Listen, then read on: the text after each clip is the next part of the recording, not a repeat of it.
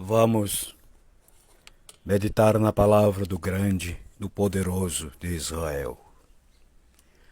Estamos meditando sobre inclinar e temos andado nas Escrituras, temos deixado alguma reflexão e que o Espírito do Senhor venha continuar conosco, nos orientando segundo a sua palavra na profundidade das Escrituras.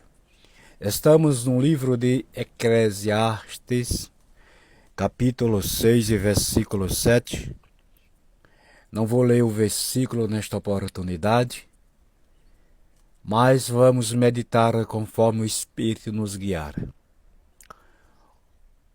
A cobiça, como já dissemos em outras oportunidades, é um pecado perigoso. Foi e sempre será. Por causa desse pecado, muitas tragédias já aconteceram e continuam acontecendo. E com o pecado ninguém deve se brincar, não deve subestimar o pecado e nem o adversário, porque são armas destruidoras. Observe que ele diz que do trabalho do homem é onde o homem tem que se satisfazer. Paulo, com essa orientação, ele diz: eu aprendi a me conter, a ficar satisfeito com o que Deus me dá. Tendo um teto, tendo a roupa, o corpo vestido, os pés calçados, o pão. Para mim está bom demais. Isso é para quem está livre da cobiça. Isto é para o homem que é transformado, para a mulher que é transformada e para um povo que está transformado pelo poder da palavra de Deus.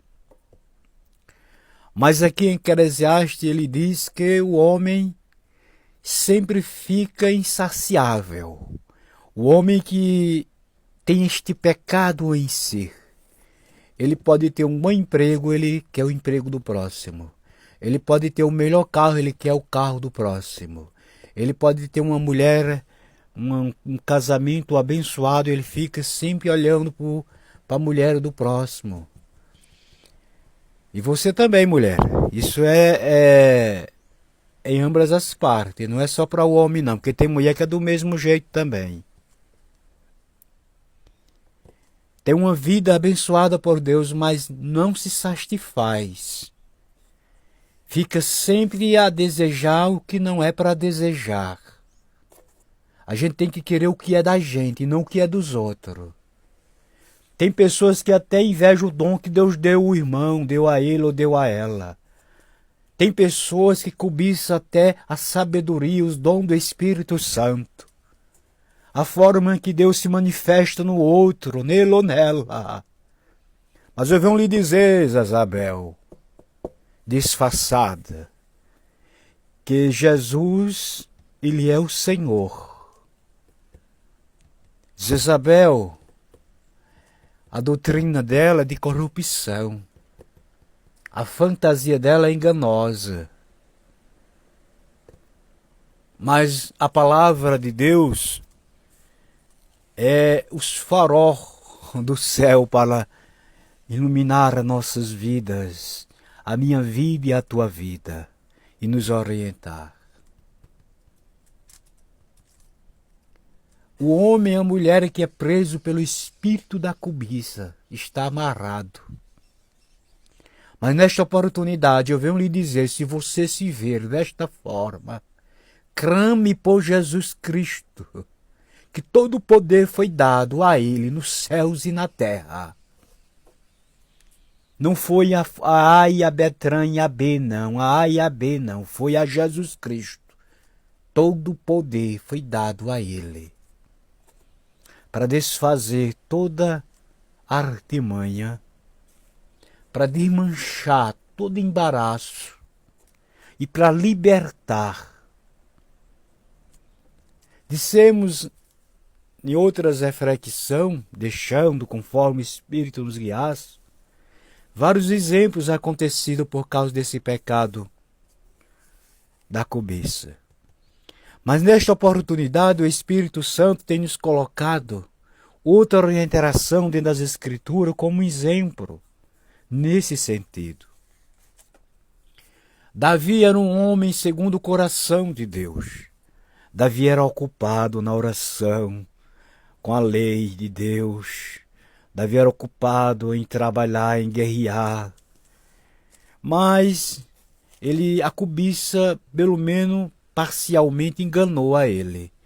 Ele ficou no palácio, não foi para a guerra e ficou ali passeando no palácio.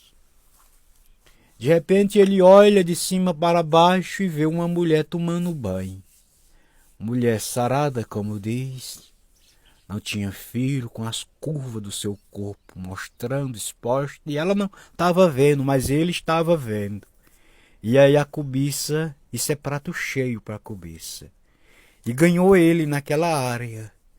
Ele viu aquela mulher, a mulher de Urias, homem de confiança do rei Davi, homem guerreiro que estava sempre na guerra. Ela não tinha filho, uma mulher nova, bonita.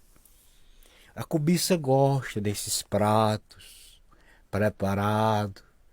E Davi olhou ali e ela entrou. Porque, como dissemos, o pecado da cobiça vem pelos olhos.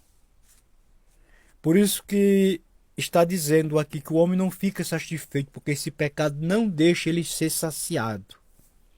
Foi o que aconteceu com Davi. Davi sabia que não devia entrar por aquele caminho, mas entrou e caiu.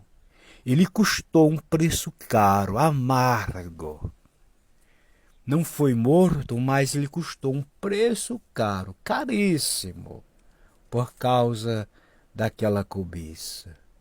Então devemos aprender, sem precisar cair, se quebrar, porque toda queda deixa consequências, sequelas. Quantas pessoas traumatizadas, quantas pessoas com sequela até para novas conquistas. E Deus não chamou ninguém para cair. Deus chamou a gente para ser mais do que vitorioso. Porque o Deus que chama é o Deus de vitória. A gente cai porque a gente vacila. Porque a gente não leva a sério o que está nas Escrituras. Os exemplos que estão nas Escrituras. Para nos preparar. Para nos levar a amadurecer. Para não ser preciso cair e muitas vezes se quebrar ou até às vezes perecer, como muitos têm perecido. Porque a Bíblia é para nos preparar, para nos conquistar uma terra que Deus tem para cada um. A Bíblia diz que os pensamentos de Deus não são os nossos pensamentos. Os caminhos de Deus não são os nossos caminhos. Como os nossos caminhos também não são os caminhos de Deus. E nem os nossos pensamentos são os pensamentos de Deus. Mas Deus tem pensamentos maiores. Glória a Deus. E por isso ele tem orientação especificamente em cada área. Quer dizer, acho que ele está dizendo assim, o homem que é preso pela cobiça, quanto mais ele cobiça, mais ele quer cobiçar. Quanto mais ela cobiça, mais quer cobiçar, porque atrai a presa até a morte. Atrai a presa até a morte. Mas nesta oportunidade eu venho lhe dizer que enquanto estivermos vivos, temos oportunidade de correr para os pés do Senhor Jesus. Como Maria fez. Como Maria fez. Enxugava os pés de Jesus com lágrimas, ungia com lágrima. E Marta estava preocupada. Senhor, manda que Maria vinha me ajudar. Aí Jesus diz, Marta, Marta, por que tu estás tão ansiosa, mulher? Maria escolher a boa parte. Oh, como é bom essa parte de inclinar. Por isso que todo dia estamos aqui aprendendo e compartilhando com todos vocês. Inclinando para esta parte que é uma boa parte. Faça isso também em nome de Jesus, e sua vida vai ser de sucesso, de vitória em Cristo.